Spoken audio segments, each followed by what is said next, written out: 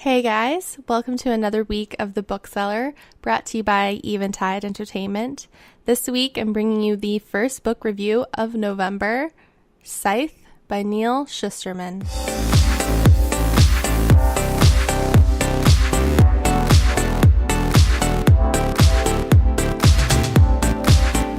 I just want to say I am so happy I got the opportunity to read this month. I am a big fan of Neal Shusterman's work. I read the Unwind series as well as the Skinjacker series. Both were phenomenal. Unwind is just, there's never been a book out there like it. It is amazing. He is definitely a dystopian author, which was a genre that I greatly loved for a very long time, but I kind of felt like it was being kind of flooded in the market. And not in a good way. A lot of dystopian books, because it was the latest thing, it was flooded very much by kind of mediocre books. So for a while, I didn't pick up a dystopian because I was kind of sick of the lack of world building. In a great dystopian book, you need to have great world building. And honestly, I haven't had that in a very long time. So when I saw Scythe by Neal Shusterman, and I knew about his work previously with other dystopia books, I knew I had to give this a shot. So it had been quite a few months since I read a good book. I mean, there's been some good books out there, but not anything in comparison to what this book was. So let's just kind of go over the facts a little bit here. So Scythe by Neal Shusterman is book one in what will be a trilogy. The trilogy is called Arc of a Scythe, and this book was released in November 22nd last year. So it's definitely been a while since this book has been out. I'm personally am happy that I read it this month, a year later, because the second book comes out January 9th. 2018. So I'm only about 2 months away from getting the sequel to this. So instead of me reading it first thing when it came out last year, I probably would have been just jumping up and down for months waiting to read the second one. Now I'm just kind of excited and, I don't have to wait that long. So that's really nice. So I definitely think I'll be reviewing the second book just because, holy cow, big fan of this. So like I said, I've had my eyes on this for quite some time. I'm just really happy that I was able to jump into a world that was so beautifully crafted. He is a great author, big fan, and this book didn't let me down. So what Scythe is about is it's set in a dystopian, futuristic world. Humans, with the help of technology, have created the cloud, kind of like what we know the cloud as today, which then turned into the Thunderhead, a compilation of every source of information at humans' fingertips. With this technology, humans have found the cure for every disease and have even found a way to cure death, meaning that people can do what they call turn the corner. And what this does is at any point in their life, they can turn the corner and kind of reset themselves to whatever age they wish. So if you're, let's say, like 70 something and you're like, okay, I want to turn the corner, you can be reset back to, let's say, 25. I think the youngest in the book is 21, but they were coming up with ways that you could turn back into a teenager.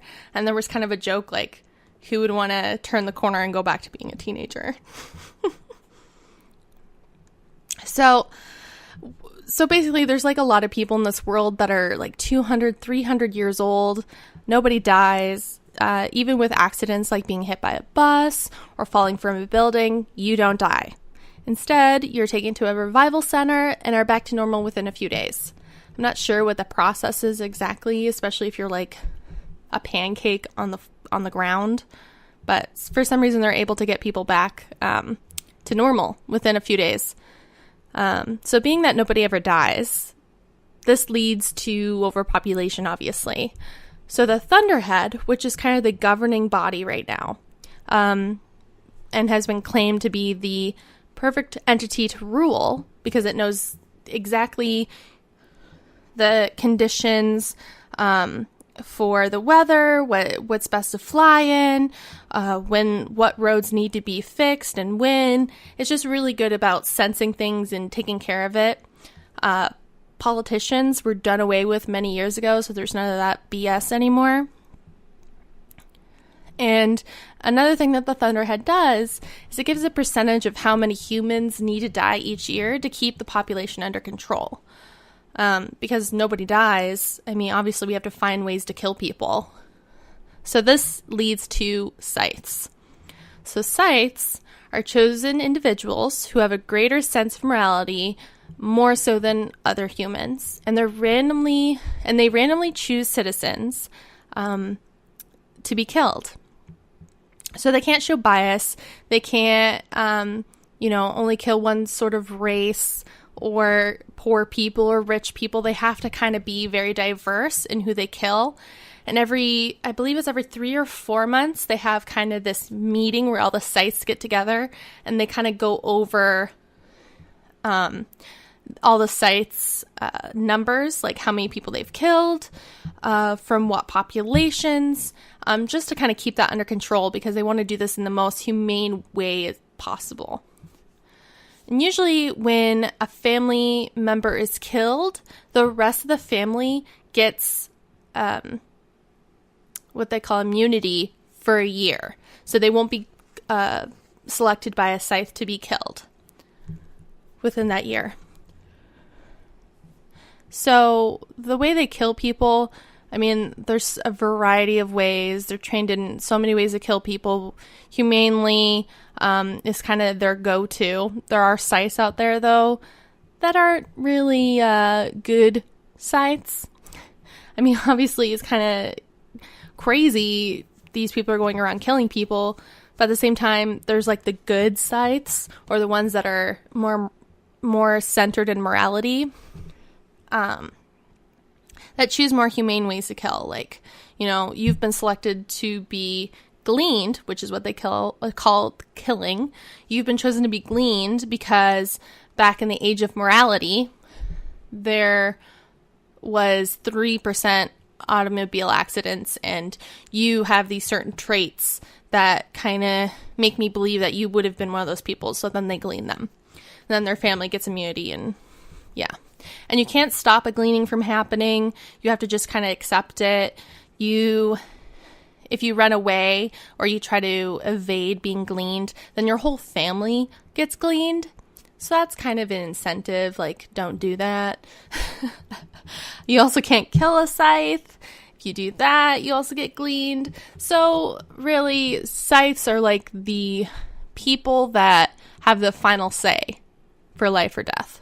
And so obviously you can see how there could be some people that are Scythes that maybe aren't the right people to be Scythes. You know what I'm saying? So anyway, so this leads to our two main characters, Citra and Rowan, a girl and a boy. They both have run-ins with Scythe Farday, who is in turn impressed with the two teenagers' personalities. So I will kind of explain how that happens. But yeah, so Farday decides to take on both as apprentices for a Scythe position, which is how Scythes get into this world, is they have to be chosen by another Scythe. It's not, the Thunderhead has no say in how Scythes are created or trained. That's the one area it does not govern.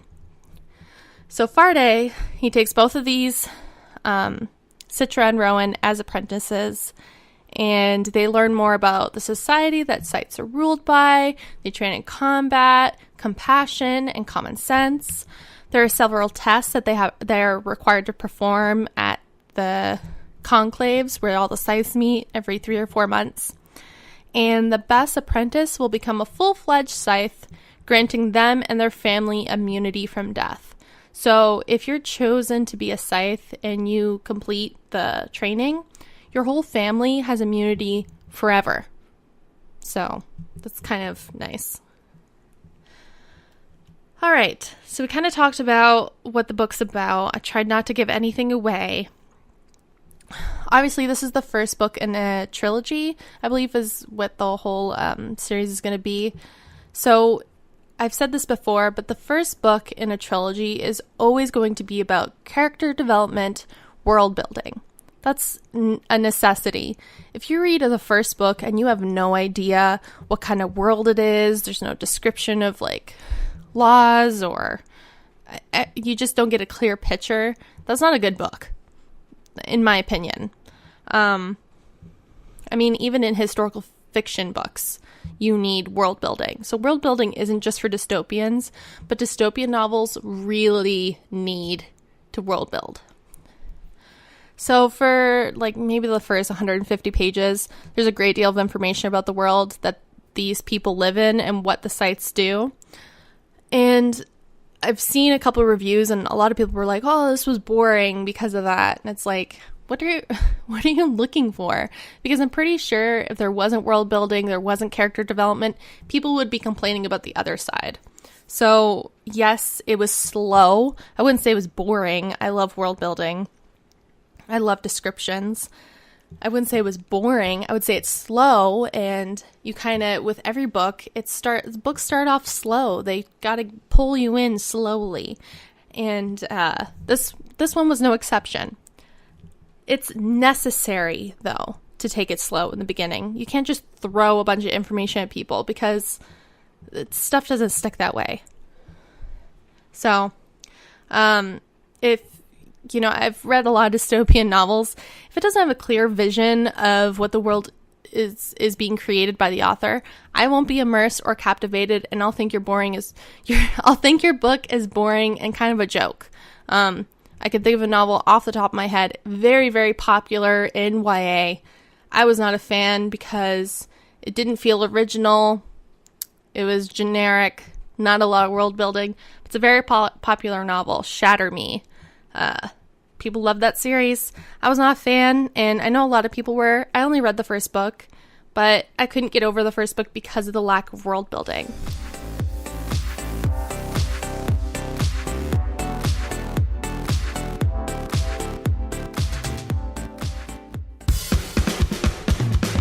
Are you into making music, videos, or podcasts? Are you a local comedic talent in need of some much-needed publicity? Are you a behind-the-scenes professional interested in audio-video production, graphic design, and public relations? Eventide Entertainment is actively seeking talents, clients, and professionals to help our business grow into something truly special. And we want you to be one of those.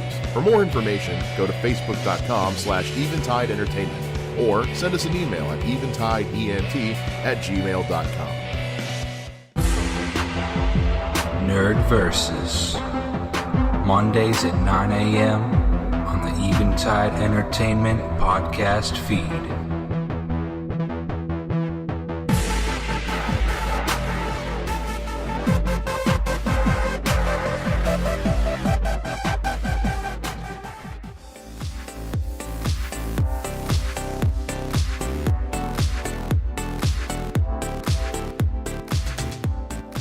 All right. So let's get into how I felt about the book, because I think you guys are sick of me kind of talking about that. So like I said, the first 150 pages were slow, a lot of character development, but there was so many turning points in this book. So many shocks, so many times I was like, what? How? I did not see that coming.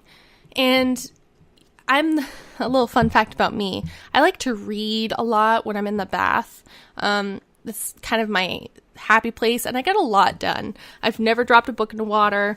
I kind of have a death grip on a book when that happens. So it's never happened. I love reading in a bath. So Scythe was no exception. I read this book in the bath for probably like at least 3/4 of it. So multiple baths over the span of a week. Sometimes I took 2 baths in a day.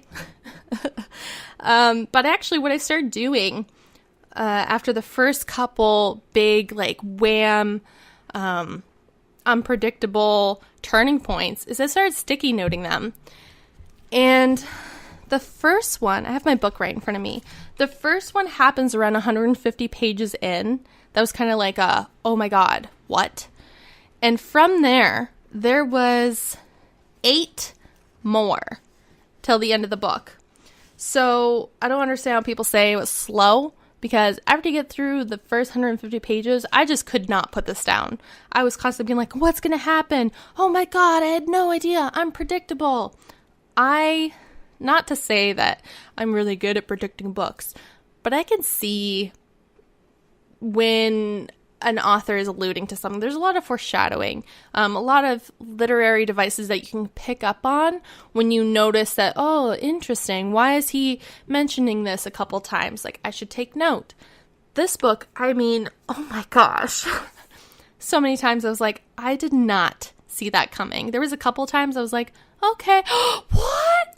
Like, just, wow. So anyway, so there was one 150 pages in, another one by like 170 pages in, and it just kept going. Like every, 50 pages or so, there was a big turning point, and then by the end of the book, it was constantly happening. The ending to this book, wow.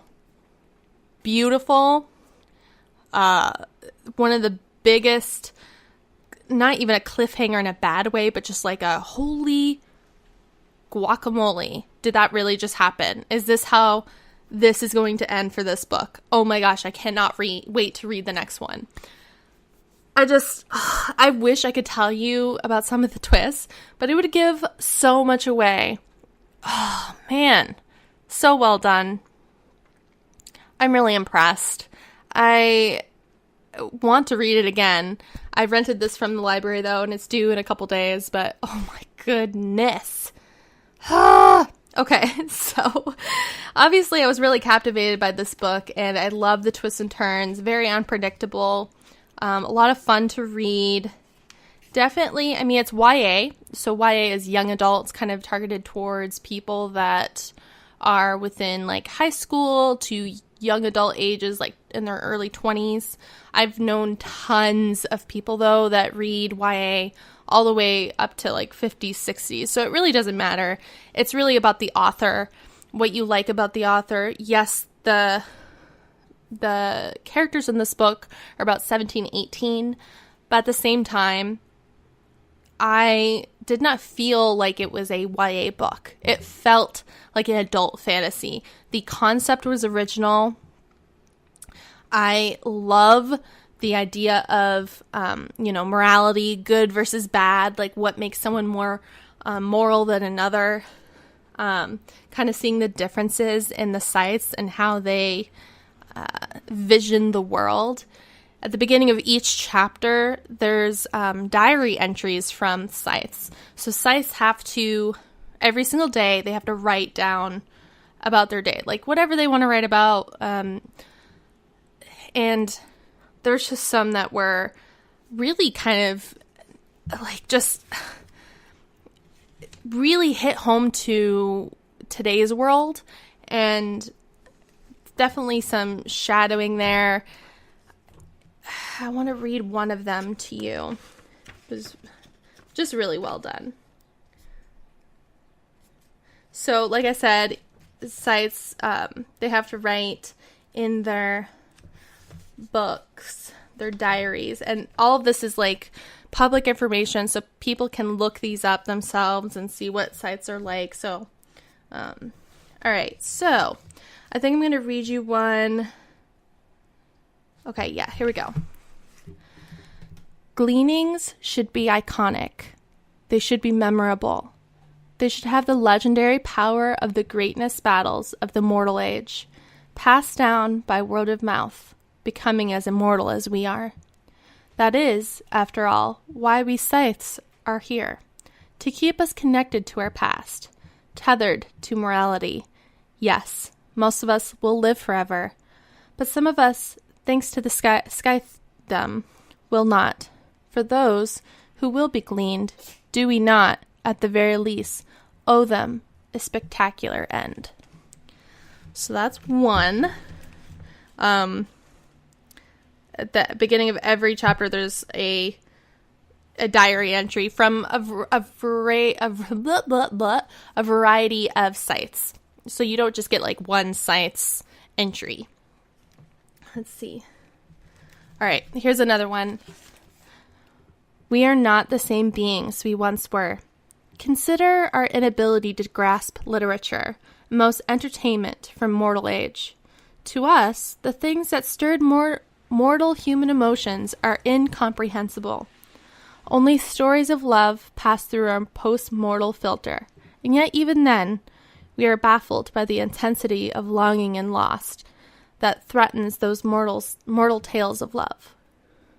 We could blame it on our emo nanities, limiting our despair, but it runs far deeper than that.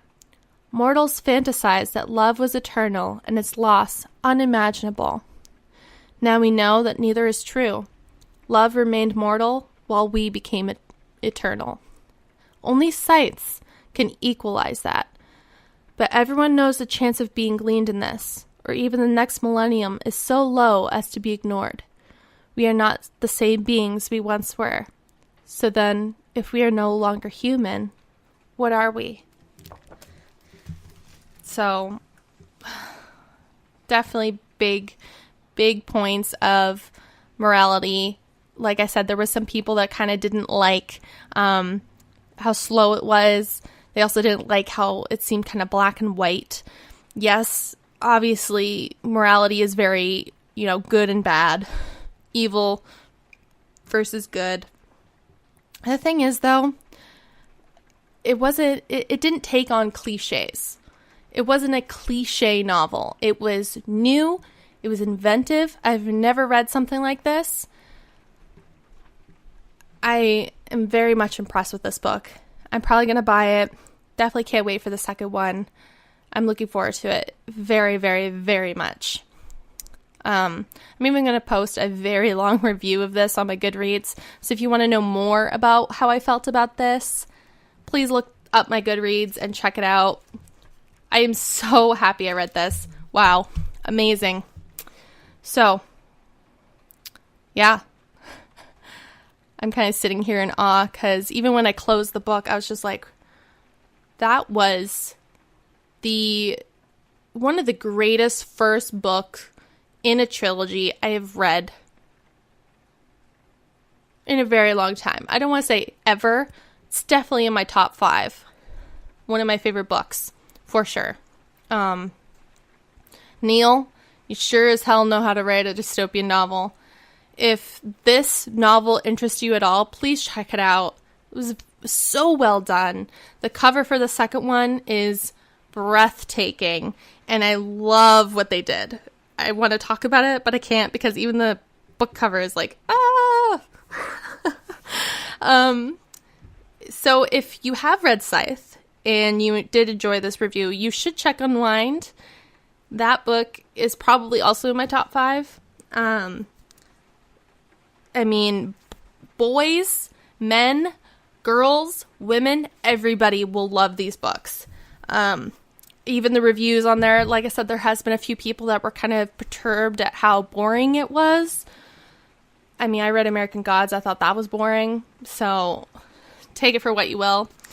We all have our own opinions about how we like a story to kind of be laid out in a novel. Personally, for me, I thought this was well done. It's not a book that you want to just blow through. You kind of need to process it. Take your time with it. You don't need to rush through it. People always think they have to rush through books. Take it at your pace. So, we all have our own different opinions, but please check it out. At least give the first 150 pages a try. I don't think you'll be disappointed. I'm usually pretty good about recommending books to people. I would recommend this to so many of my friends. You never know, they might get it for Christmas. But yeah, super impressed. Next week, I'm going to be reviewing The Devil in the White City, which is the true crime novel that I talked about. Currently reading it right now. It is very historical. I like it. I watched a documentary about this. Also liked that. Did some research. So always a good sign when I start doing research pretty early in a novel. Not in a way that I don't understand, but because I kind of want to know more. So look for that. That's going to be coming next week. I hope you enjoyed this review. Short and sweet. That's how my reviews will always be. I can't wait for this next book. Oh my gosh, 2 more months. I can't wait. I'm so excited. Oh, I just want to jump up and down and go crazy. So inspired to read right now. So I better get on to my next book. I'll see you guys next week. Have fun reading. Make sure to check this out.